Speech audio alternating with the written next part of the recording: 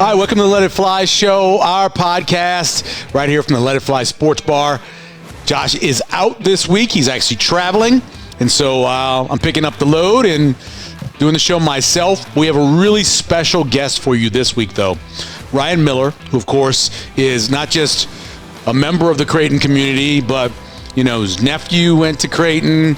Obviously had an investment here in Let It Fly Sports Bar. Of course, he's gotten a job at Murray State, so we're going to chat with him about that opportunity, going to be head coach, and also talk with him about, you know, this Creighton season and his experience here coaching with Coach Mack as well. You know, so many really good coaches, head coaches, have come from this coaching tree of Coach Greg McDermott, and so we'll talk to him about that, why have those coaches been so successful, and why he thinks he's ready to make this jump to Murray State. We'll chat with him about all of that. But, of course, we are live inside of Let It Fly Sports Bar in the Capital District, downtown Omaha, a place that has been absolutely hopping with all the games going on. This weekend I came by on a Friday just to swing by real quick, and, man, the place was packed. People were eating, watching all the games, cheering and yelling. I know March Madness hasn't been as mad as it's been in years past, but still people are having a really good time out here on Capitol in the Capital District. It's an elevated sports bar experience, and certainly one for you to enjoy great food, great TVs, and an outstanding atmosphere. And while you're here, of course, take advantage of all the great specials. Every day, as we go along during the week, great specials. Whether it is when this will be dropping on a Wednesday, Dollar Wing Wednesday, which is awesome. And, of course, on Tuesdays, we take care of you as well with the Taco Tuesday. And then Monday is Pizza Monday, so all the pizzas cost the same prices as well. And then Thursday is steak and fries. Friday, French dip fries Friday as well. So come on by and check all of that out. And also happy hour Monday through Friday, 3 p.m. to 6 p.m. Leave work a little bit early. Come take advantage of all the happy hour prices and all the great deals as well, including, we tell you about it all the time, it is the Red Bull Watermelon Margarita. It is the special here right now at the Capital District Sports Bar, and then outside at the Let It Fly, which is in Elkhorn as well, Let It Fly West. So check that out as well and take advantage of all of the great specials. And Monday through Friday, this is kind of new, the reverse happy hour. 10 p.m. to 1 p.m. Great happy hour prices as well, which is a really good deal. As we mentioned, March Madness hasn't been really mad so far. And then if you're from around here, around Omaha, UNO goes out, of course, not a surprise. Playing against a very good St. John's team. They did cover the first half, which is a bet that I gave out last week on the show. Also, you know, University of Nebraska, their women's team loses. Creighton Blue Jays, we'll get into that with Ryan Miller coming up as well, falling in the second round. And so pretty much all the local teams, even if you're an Iowa fan, obviously they didn't make the tournament, but the Iowa women lost as well. So Creighton women lost, so it not great for folks of local teams around here in the tournament. But Nebraska basketball does play in the Crown coming up next week. So once the Sweet 16 is over, the Crown will go for 4 days, and Nebraska will be playing in that. You can follow Nebraska basketball taking part in the Crown. As I mentioned, special guest and special episode this week. We're chatting with Ryan Miller, brand new head coach at Murray State. When we come back here on Let It Fly Show. All right, welcome back to the Let It Fly Show. We are joined by the newest head coach at Murray State, Ryan Miller, joining us here on Let It Fly Show. How you doing? I'm doing great. Thanks, Michael. Appreciate you having me on. Congratulations, obviously. Thank you. Was your dream when you were a kid or when you were a player to be a head coach eventually? Was that something that you thought you were going to be? Or was it just, I'm going to go play NBA and be a Hall of Famer? Well, when you're young, I guess, especially in my household growing up, it was like education, basketball, spiritual life, and family. Like that was about it, right? Yeah. So you aspired to be a professional basketball player. You know, at some point reality came in and basketball is all I know. And like everyone asks me, like people ask me all the time, when did you start playing basketball? Well, my dad and mom threw a ball in my hands when I was an infant, basically. Right. So this is your pathway. This is your pathway out of Mitchell, South Dakota. Right. Which Mitchell's a great spot, but it's 13,000 people in the middle of nowhere, pretty much. So the round ball has been able to take us and my family in very, very many places that you wouldn't even think, like from a player to Australia to coaching career that spanned over Memphis to Albuquerque, New Mexico, to Pepperdine, to UNLV in Vegas, to Dallas and TCU, to Auburn, Alabama, to obviously this great place at Creighton, and then all of a sudden you get a job, an opportunity at Murray State to be the head ball coach. But, I don't know if you, as a kid, you aspired to be that, but at the end of the day, people ask me, well, this is all I really know because this is all my life has been around. Right. It's been family and basketball. So you mentioned that long run as an assistant. Some guys get that head coaching job really early in their career. How do you think it's helped you to have that whole path to leading to get your own program? Yeah, I mean, obviously, the one thing that I have probably more beneficial than a lot of people that have their first coaching job is I've worked for amazing coaches, Hall of Fame coaches in Calipari and probably one day McDermott. I mean, Dixon's one of the best ever to do it. Alfred as a player and as a coach has been fantastic. Was a head coach in New Mexico, then went on to lead UCLA to many Sweet 16s. So I've had all these guys around me, mentorships that have been phenomenal. And so as you go from Calipari, who's unbelievable, to marketing your program, getting recruits at a high level, you learn a lot by being in the program, to Dixon, like, non-negotiables. The game's very simple. We're going to out-rebound people. We're not going to turn the ball over. But we're going to keep it very simple. To Mac and Alfred are big executionary coaches. So you kind of learn all these different ways to skin a cat, right? And so eventually, as you go through this process, it leads to what you're believing as a head coach and what you're going to do as a head coach, which I will assemble a staff of like-minded people pretty much. That will challenge me a little bit, but, see the game the same way I see it through all these experiences I've had. And then you recruit the same type of players that are in that like-minded space too, where they're passionate about the game, they believe in hard work, they believe in unselfishness, those type of characteristics that will define our program. Former Creighton assistant, now former Creighton assistant, Ryan Miller joining us here on Let It Fly Show. You mentioned that all those different philosophies from all those coaches. Do you know exactly what yours is going to be? Is it a little bit of everybody's, or is it? How do you define that? Well, there was one reason I came to Creighton. I had an unbelievable job with Coach Dixon. I was the associate coach at TCU. Yeah. And I love Coach Dixon. He's an unbelievable coach, and he's very good at what he does. But philosophy-wise, my idea of how the game's played and how the game's orchestrated is very similar to McDermott's. And that's why 4.5 years ago, or whatever it was, I came to Creighton. Number one, I was close to family. Number two, he's an unbelievable coach.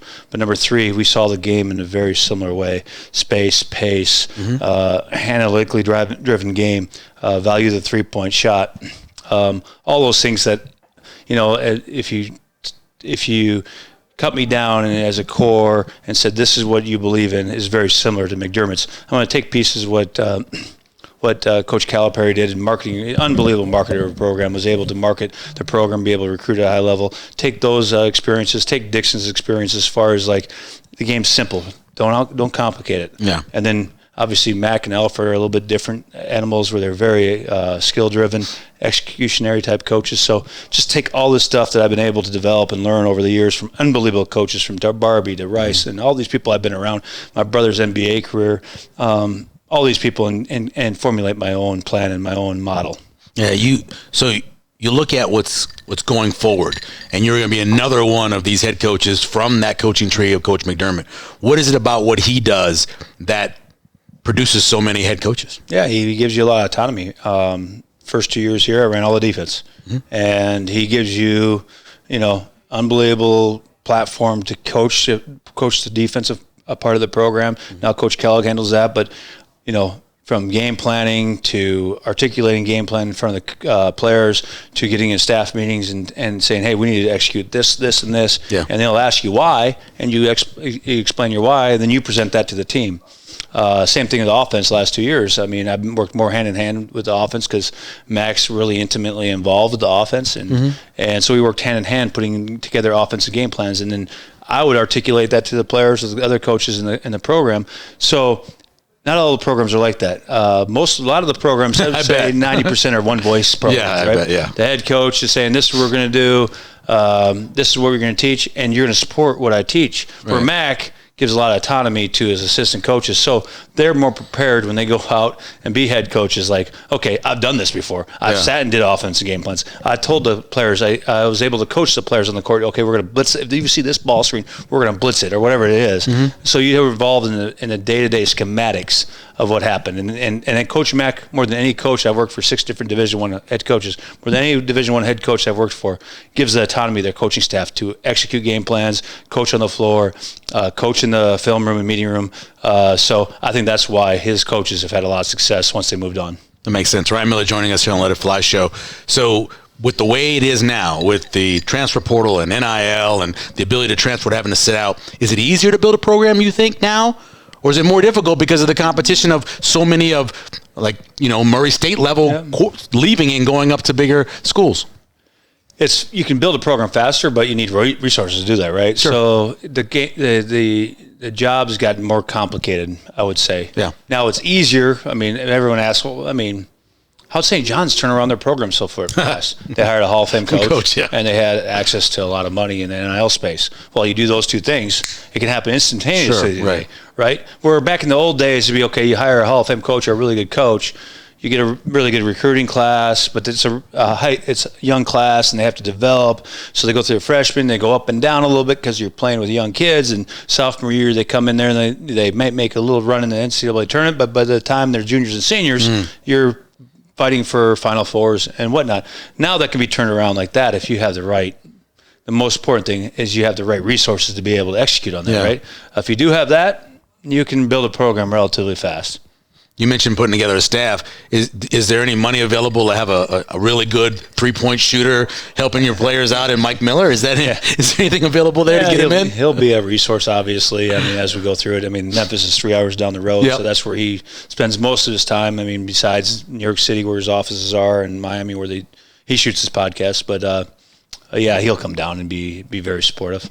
It's nice to be able to have somebody like that, because even the fact that it's been a little while, people still know who he is. And to have a kid saying, "Oh, wow, that's fine. I'll have this guy around me when I'm at Murray State." So it's obviously a valuable thing to have. Well, it's like Corver coming back here. Exactly right. Well, I'll give you an example. Kind of, I coached with Stacey Augmon. Classic guy. And a lot of the kids don't remember Stacey Augmon, but you know who did? All the parents. Oh yeah, we did. All the parents. So all the parents like, "Oh my gosh, Stacey Augmon's on your staff." Yeah, he's one of the best defensive players ever to play at UNLV, great NBA player. Mike's still in the in-between right now. He's got a lot of the kids coming in still remember him as a elite 3-point shooter. They don't remember him as a playmaker. He was an unbelievable playmaker earlier in his career, but they remember him as an unbelievable 3-point shooter.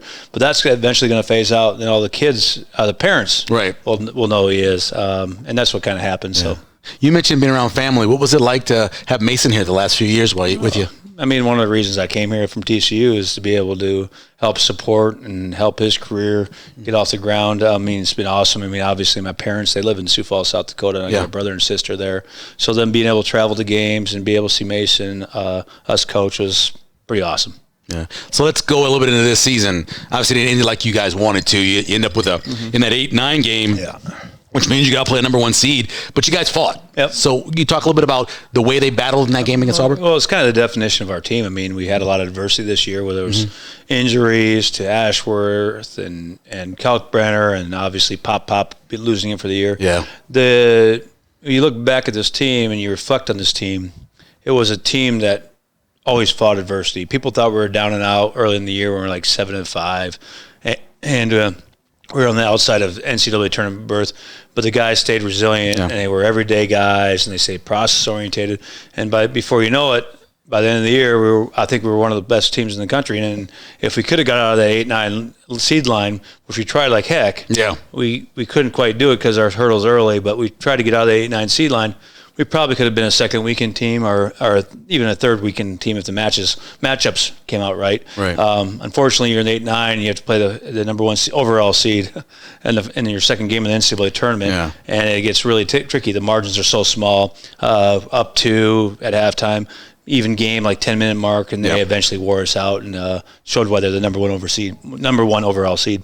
You know, I really didn't. 2 years ago, I didn't think that there was a place in the NBA for a player like Kalkbrenner, because it seemed like they were getting away from that. I mean, you had really good players who were drafted late in the second round. When you look at what he's done with his game, 3-point shooting, what he can do down in the paint, what do you think about his potential pro career? excuse me. You're fine. No-brainer NBA player to me. Like, again, like if this was 20 years ago, he'd probably be a top 5 pick in the draft, right? Right. Where they utilize their bigs more in in 1990 basketball than they do in today's basketball, right? NBA. But I will say the Zach Edey having a good year, Klingon having a good year. Kalkbrenner, his timing and blocking shots, his ability to move his feet at that size, his adding three-point shot to his game, there's no question in my mind. And any NBA scout, any personnel that calls me, I said, you guys just draft him. Anything past 20, just draft him. Yeah, because you got an unbelievable kid. I mean, his character is unparalleled. You got an everyday guy, which is what they're looking for at that level. I mean, you have to be an everyday guy because you play 82 games, so draft him. Yeah, and his win now.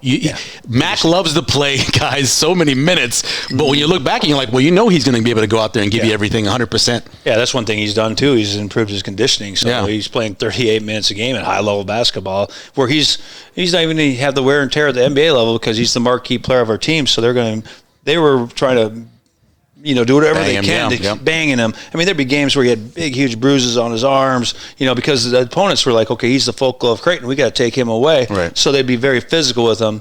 And, he responded with great conditioning and had a, All-American type year. Yeah. Tell me what happens now. We're taping this on a Tuesday. You're going to get ready to have a big event on, is it Wednesday? It's Thursday, yeah. Thursday, okay. Yep. Tell me about that. So fly tomorrow to Murray. They come pick me up and we get together a little bit, but Thursday there's a noon press conference to introduce me as an 18th head coach at Murray State. So couldn't be more excited. It's going to be awesome, dude. Yeah, and it's going to be at an arena? Is that where it's going to be? I don't know where they're holding. They might hold it in a press room or arena. Sometimes, I've seen some in the past where I haven't dug into it where it's going to be, but right. Sometimes in the past they've done these introductory press conferences in arenas. Mm-hmm. Sometimes they've done it in a press room. It'll be interesting to see what they do. What kind of team you got? No team right now.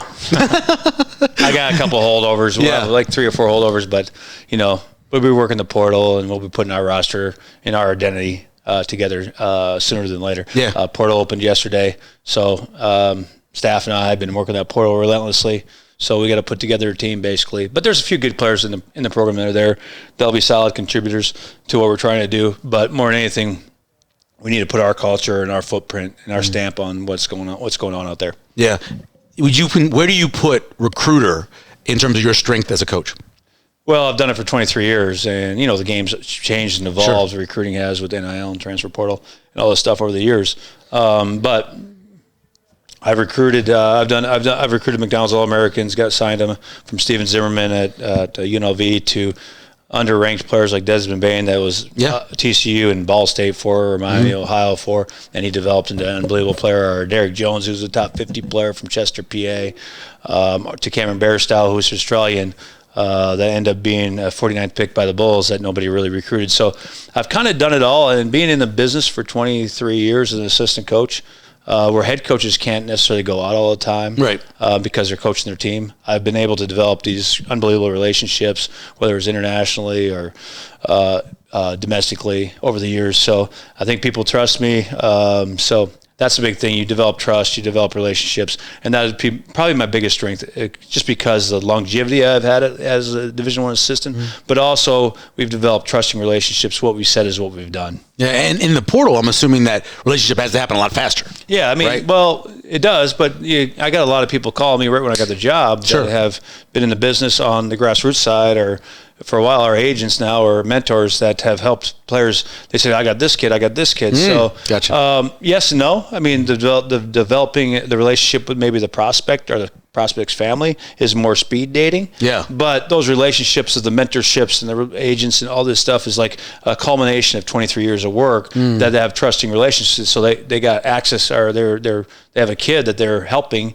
They go, okay, I know who I can trust. Yeah. So they'll, like when I got the job, everyone said, you're going to be overwhelmed with how many people want jobs from you. Well, no, I wasn't overwhelmed by that. I was overwhelmed by the amount of people that said, I got a player that I want to send to you. Yeah. Like I have to sift through these hundreds of players and trying to figure out, okay, this is the guy I want in our program. He fits our culture. That's what I've been overwhelmed by. Yeah. What are you going to miss most about Omaha? Oh, man, just everything. The relationships, number one. I've developed great relationships with you, obviously. Everybody in the community, coaching staff, administration here, fans, just everybody in the community. When you move jobs, and I moved like this, like I said, 6th Division I assistant coaching job I've had. This will be my 7th move in the business. the thing you miss most is the relationships, but they are the best thing about it is they keep carrying on. Like when I got the job at Murray, or if we have great success at Creighton, we got a big win, you get a text or a call from people that you've developed relationships in Albuquerque, New Mexico, where you coached a decade ago, or Auburn, Alabama, where you coached a while ago, or Dallas, Fort Worth. So those life relationships are so awesome to be able to carry on with you forever. So the relationships are the most important thing, because you get here 4 years and you just get in the community and you create these awesome relationships, and I'm going to miss those. But again, a lot of these relationships are not just fly-by-night relationships, are lifelong relationships. Right. So after all of that, I'm guessing you're really good at finding an apartment. Yeah, like you're an expert at finding an apartment. Right. Exactly, I've got really good at doing that. No question. Real estate, I'm your guy. No doubt, Coach. We appreciate it, Michael. I appreciate Congratulations it. again, and thanks for being around and getting me involved in this. I really appreciate it. I appreciate you having me, and appreciate you being on the show. It's awesome. Thanks, and good luck going forward. Thanks again, Coach. We appreciate it. All right, welcome back. Thank you to Coach Ryan Miller, the new head coach at Murray State, for taking some time and coming on with us and recapping the Creighton season as well.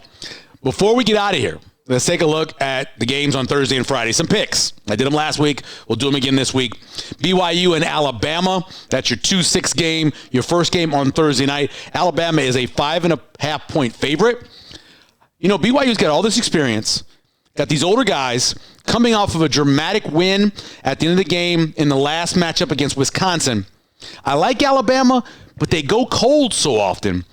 I think I'd take BYU plus the 5.5 in the first game. Maryland, Florida. Maryland's getting 7.5, but I really like Florida. And they survived.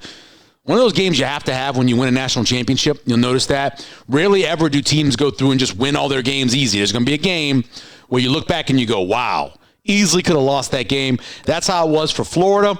Maryland coming off of a dynamic win, last second shot. I think Florida covers that game. I think you can take Florida and lay the 7.5. Arizona and Duke.